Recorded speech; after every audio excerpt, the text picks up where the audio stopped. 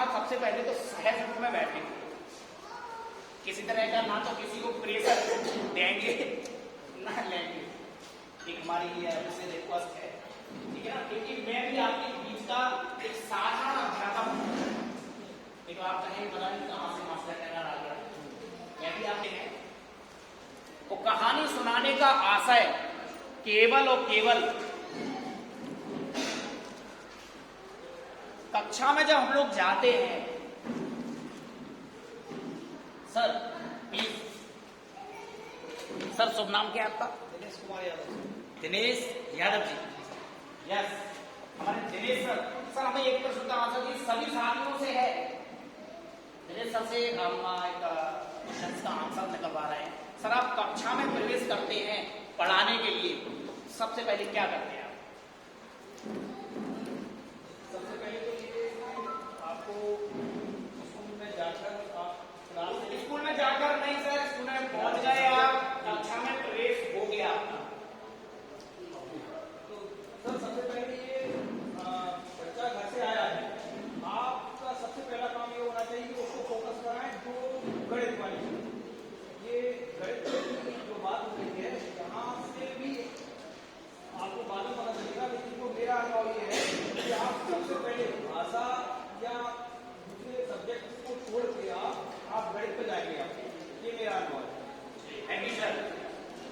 Ma'am काम है, teacher का पढ़ाना दूसरे नंबर का काम है। आप जितने भी कुशल शिक्षक या कुशल जितने भी टीचर्स का एनालिसिस करेंगे तो पढ़ाना दूसरे नंबर का काम। पहला काम हमारा केवल और केवल क्या होना चाहिए? कनेक्ट होना। सर जो टीचर अपने बच्चों में इन्वॉल्व कर लेता है वो अपने विद्यालय में इतना फेवरेट टीचर या फेवरेट मैम या फेवरेट सर हो जाता है कि उन्हें पता चल गया कि आज समाजी नहीं आने वाले विद्यालय तो इसमें बच्चे हो जाएंगे। ऐसा है ना क्या? क्यों मैम? यही रीजन है। इसलिए किसी विद्वान ने कहा है बच्चा बोल रहा है, बच्चा कह रहा है सोसाइटी से, बच्चा क्या कह रहा है?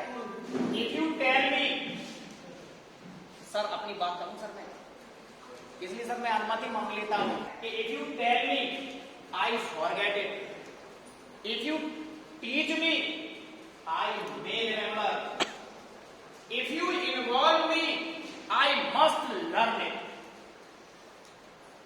बच्चा कह रहा है कि आप मुझे केवल बताओगे, मौखिक रूप से समझाओगे, मैं भूल जाऊंगा।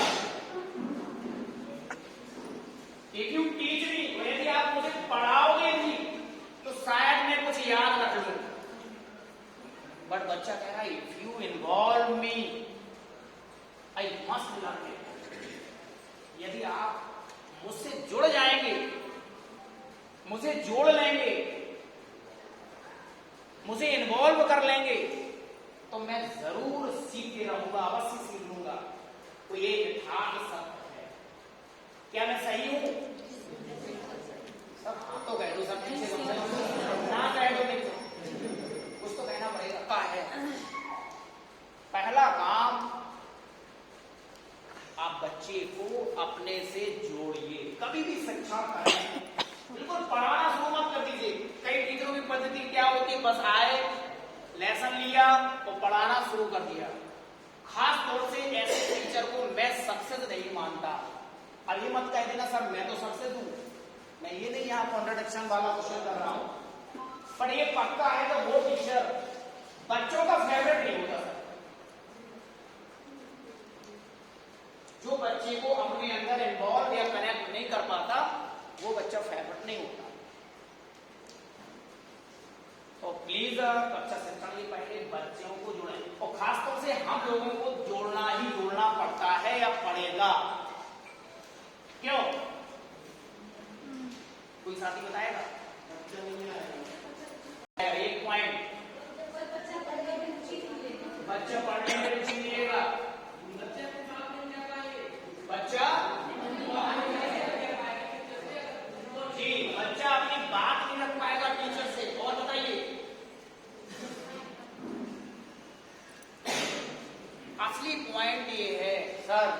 अपनी बात नहीं कह पाएगा, बच्चा किसी भी तरह से आपसे नहीं जुड़ पा रहा है। देखो असली बात यह है कि यहाँ हमारे पास जो बच्चे हैं वो नन्हे मुन्ने बच्चे हैं, ग्रामीण परिवेश के बच्चे हैं, क्लास 1 to 8 के बच्चे हैं, यस ना बोलने वाले ज्यादा बच्चे हैं।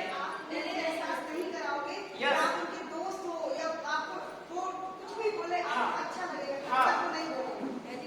ऐसे कई उदाहरण आप लोगों के बीच अभी निकल के आएंगे। जो तोतले बच्चे होते हैं उनका तो एक अलग हिसाब किताब है, या किसी तरह से वो अपने आप को हीन भावना में पहले से रखे रहे।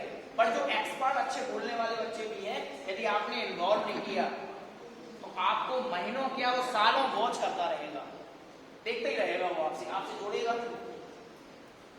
वो आपने यदि एक बार इन्वॉल्व कर लिया तो सर वो आपकी साइड पकड़ के आपसे बात करेगा, है ना, आपकी साड़ी पकड़ के बात करेगा, आपके सिर पे या कंधे पे हाथ रख लेगा, और कभी कभी तो गलती से पापा या मम्मी बोल देगा।